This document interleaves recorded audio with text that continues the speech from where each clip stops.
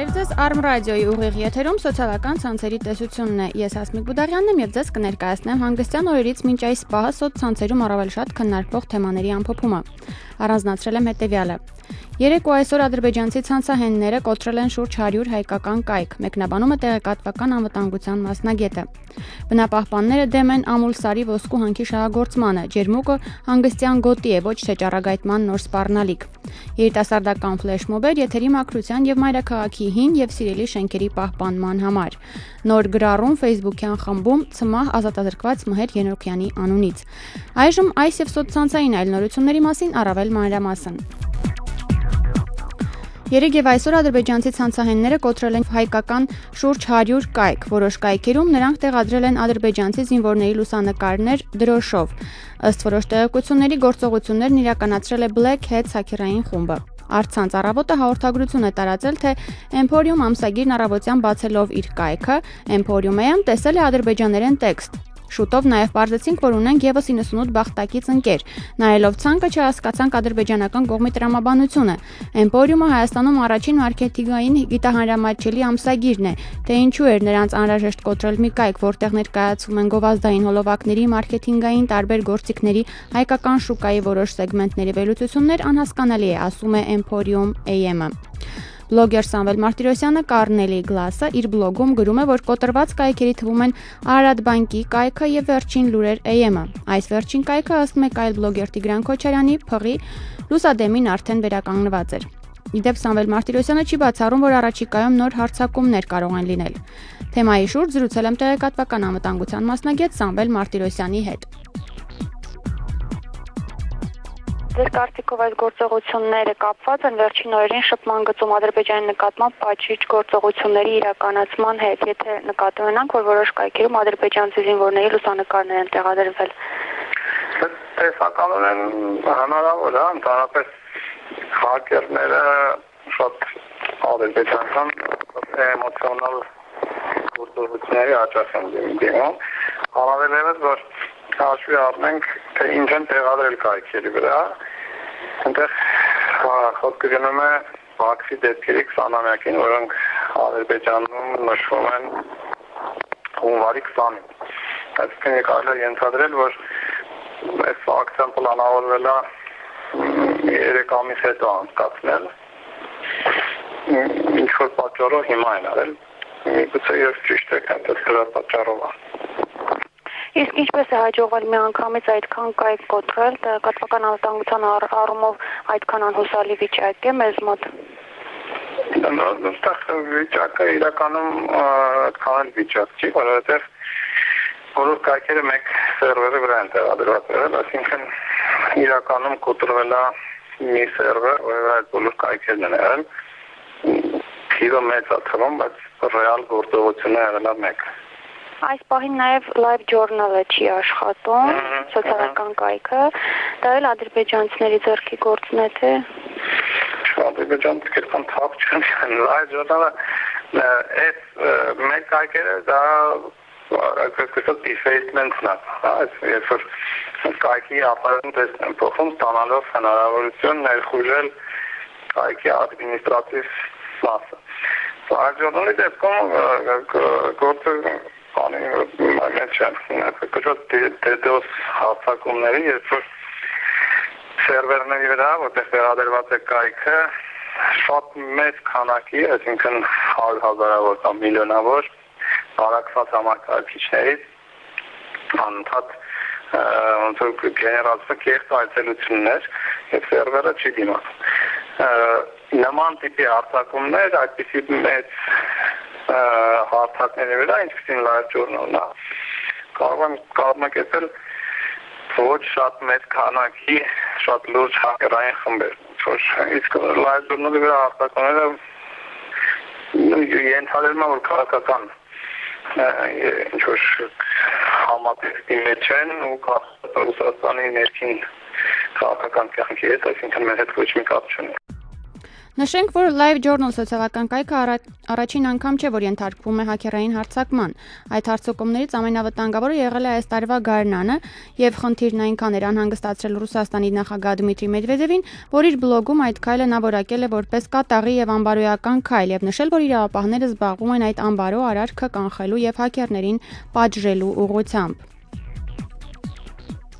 Առցանց առավոտին տված հարցազրույցում բլոգեր Սամվել Մարտիրոսյանը օրերս կարծիք էր հայտնել, որ սոցիալական ցանցերը խանգարում են բլոգոսֆերայի զարգացմանը, դրանք ընթերցողին բլոգից տանում են դեպի օրինակ Facebook։ Հարցին բլոգը կարող է հանդես գալ որպես այլընտրանք ավանդական լրատվամիջոցներին, նա պատասխանել է. պետք է տարբերակել զուտ անհատական բլոգները եւ այն բլոգները, որոնք վարում են այսպես ասենք հանրության համար։ Պարզ է, որ երկրորդ տիպի բլոգները յուրահատուկ լրատվամիջոց են եւ կարող են լինել տեղեկատվության աղբյուր, առավել եւս, որ ինչ որ դեպքերում բլոգները կարող են լինել ավելի օպերատիվ, այնպես որ բլոգը կարող է դառնալ այլընտրանքային տեղեկատվության աղբյուր։ Բլոգոսֆերան Հայաստանում ձևավորվել է 2006-2007 թվականներին եւ ըստ բլոգերի թափ ստացել նախագահականի նախընտրականին եւ լուրջ հասարակական ազդեցություն ունեցել առաջին անգամ 2008-ի մարտի 2-ից 20-ը, երբ երկրում արտակարգ իրավիճակ էր, համացանցը ֆիլտրվում էր, տպագիր մամուլը գրաքննվում եւ մարդիկ հայտնաբերեցին ցանցում բլոգերների, որոնք ազատ գրում էին ամեն ինչից եւ դարձել էին լուրջ տեղեկատվության աղբյուր, փոխարինելով լրատվամիջոցներին, ասում է Սամվել Մարտիրոսյանը։ Ջերմուկը հանգստյան գոտի է, ոչ թե ճառագայթման նոր սպառնալիք։ Մենք դեմ ենք ամուլսարի ոսկու հանքի շահագործմանը, հերթական հազանգն են հնչեցնում բնապահպանները։ Facebook-ում բնապահպանական մի քանի խմբեր հանդես են գալիս հայտարարություններով, ըստ որոնց ամուլսարի ոսկու հանքի շահագործումը վտանգի տակ է դնում ջերմուկի, նրա համայնքների, շրջակա միջավայրի եւ բնակչության անվտանգությունը, առողջ ապրելու փաստը եւ ապագան։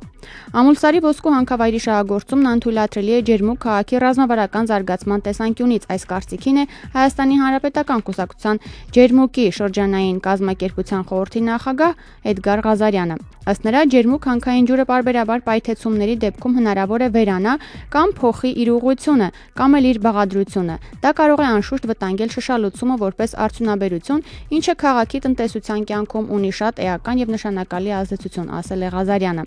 Նա հիշեցնում է, որ խորհրդային տարիներին ջերմուկից մոտ 60 կիլոմետր շարավող արգելվել է որևէ տեսակի հանքարդյունաբերություն։ Քաղաքից դուրս են կառուցվել անգամ կաթնամթերքի գործարանը, կաթսայատունը։ Բերել քաղաքից մոտ 7-8 կիլոմետր հեռավորության վրա բաց եղանակով հանքավայր շահագործել, ես կարծում եմ ուղղակի հարված կարող է լինել ջերմուկ քաղաքի զարգացմանը։ Այն հավաստիացումները, որ պայթեցումները չեն լսվի ջերմուկ քաղաքում կամ առաջացող փոշու ամպերը չեն հասնի ջերմուկ քաղաք, անկեղծ ասած ինձ լուրջ չեն թվում։ Լիբիայում քամուց առաջացած ավազի անձրև է տեղում Հայաստանում, ինչպես կարող է փոշին տարածում չունենալ։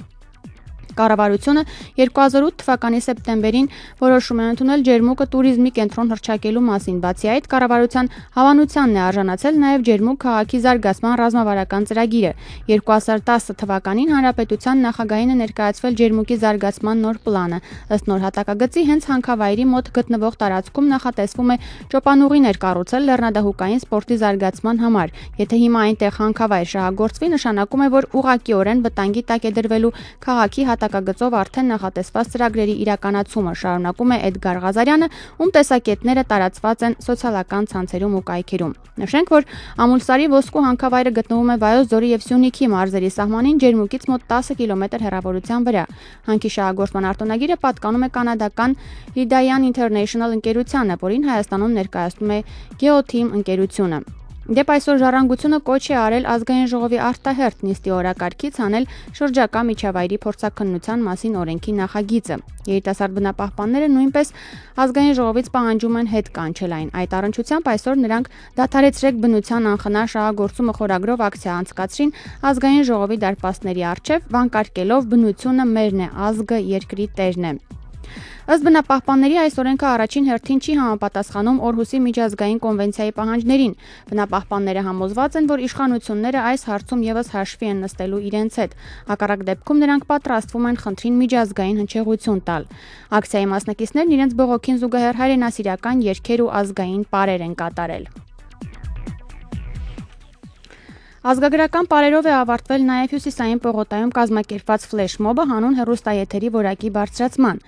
Վերջ ագրեսիա, բռնություն քարոզող մաֆիոզ սերիալներին, տափակությանը, որ մատուցվում է հումորի փոխարեն, դժգոհի ու կյանքից հոգնածի հոգեբանություն, մի սրսկեք մեր մեջ, ասում են երիտասարդներն իրենց պաստառներով։ Մեկ այլ ֆլեշմոբ, որի մասին տեղեկություն է տրամադրում Badu AM կայքը, նվիրված է Արամի 30 հասցեում գտնվող Երևանյան հին շենքերից մեկի պաշտպանությանը։ Արամի 30 շենքն ունի 10 երկար ու ցուրտ օրեր, մինչև պարզ կդառնա իր ճակատագիրը։ Արամի խաչմերուկ շարժումը կազմավորվել է Արամի խաչմերուկում գտնվող Արամի 30 շենքն այս 10 օրերի ընթացքում լքված եւ մենակ չթողնելու նպատակով։ Այդ խաչմերուկում է մեր երևանցիների սընտրությունը, կամ առհավետ կորցնել քաղաքի պատմության ճարտարապետական վկայությունները, կամ պահպանել այն, ինչի համար մեր երեխաները հետագայում մեր շնորհակալություն պիտի հայտնեն։ Համատեղենք մեր ուժերը այս դեպքը դարձնելու քաղաքային միջավայրի պահպանման նախադեպ, ասում են ակցիայի մասնակիցները։ Իդեպ նրանք թղթիկների վրա հաղորդագրություններ են փակցրել շենքի ճակատին, որով արտահայտում են իրենց սերը մայրաքաղաքի հանդեպ, բողոքը հին Երևանի ոչնչացման դեմ, ցանկությունները եւ այլն։ Զարուհի Մեջլումյանը Ազատություն Մհեր Ենոքյանին Facebook-յան խմբում զետեղել է Մհեր Ենոքյանի նամակ գրառումը Նուբարաշեն քրեակատարողական հիմնարկից։ Բարի օր իմ հին ու նոր ընկերներին, իմացել եմ, որ իմ հեղինակած գրքի շնորհանդեսը տեղի է ունենալու դեկտեմբերի 15-ին ժամը 14-ին Աբովյանի վրա գտնվող Art Bridge գրախանութ սրճարանում։ Աբովյանով շատ եմ սիրում քայլել, թեպետ ասեմ, որ կոնկրետ այդ գրախանութում չեմ եղել։ Իմացել եմ, որ կազմակերպիչներն ամեն ինչ անշահախնդիր են անում, իսկապես եզակի բան մեր օրերում։ Հիշում եք աստվածաշնչյան խոսքերը, Երանի նրան, ով չի տեսնում, բայց հավատում է։ Նման մի բան է տեղի ունենում։ Այն մարդիկ, ովքեր օգնում են ինձ զրուցել հասարակության հետ գրքի միջոցով, ինձ չեն տեսել, չեն ճանաչում։ Զգացված եմ անսահման։ Ասեմ, որ շատ կուզեի ինքս ներկա լինել գրքի շնորհանդեսին, բայց բոլորից սիրով հրավիրում եմ այդ օրը նշածը ժամին ներկա գտնվել իմ գրքի շնորհանդեսին։ Կխնդրեի նաև մեկական գիրք գնել, քանի որ այդպես օգնած կլինեք քաղցկեղով հիվանդ երեխաներին։ Սիրով Մհեր Ենոքյան, Նուբարաշեն քրեակատարողական հիմնարկ։ Իջորնալում այսօր հրապարակվել է Արցանց ազատականների ալյանսի հիմնադիր Կարապետ Ռուբինյանի ճամփորդական նոթերը, որտեղ մասնավորապես ասում է. Արդեն վաղուց չեմ կիսում իմ հայրենակիցների մեծամասնության հիացմունքն ու տարվածությունը ռուս բլանդինկաներով եւ չեմ փոխել համոզմունքս առ այն, որ աշխարհում թխաչյա ու թխահեր հայուհուց լավ կին ու սիրուհի չկա։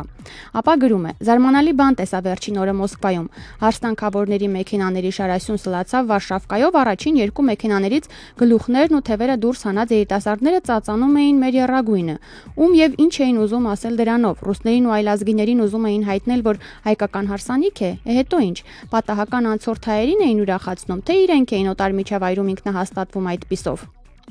Իսկ Հայաստանն ինձ դիմավորեց նոր օդանավակայանի արդեն բացված շենքով եւ հրաշք Հայաստանի սահմանապահով։ Շենքի ինտերիերը շատ սիրուն ու նորաոճ է, տեխնիկապես հագեցած, բայց ցավոք հայատար գրառումներից բացի այլ ազգային յուրահատկություն ու շունչ չտեսա։ Փոխարենը սերվիզը մանավանդ Դոմոձեդովոյի կոլխոզնիկի մակարդակի համեմատ շատ լավն էր ու կայծակնային։ Նույնիսկ փարքինգի վարձի թանկացումը այդ պահին ներելի թվաց։ Վարդնոցի մասին ասում է Կարապետ Ռուբինյանը։ Այսօրվա համար սոցիալական ցանցերում քննարկվող թեմաներից առանձնացրել է այսքանը ժամը 18-ին լուրերի հիմնական թողարկումն է լինելու։ Ձեզ հետ Հասմիկ Բուդաղյաններ, առայժմ։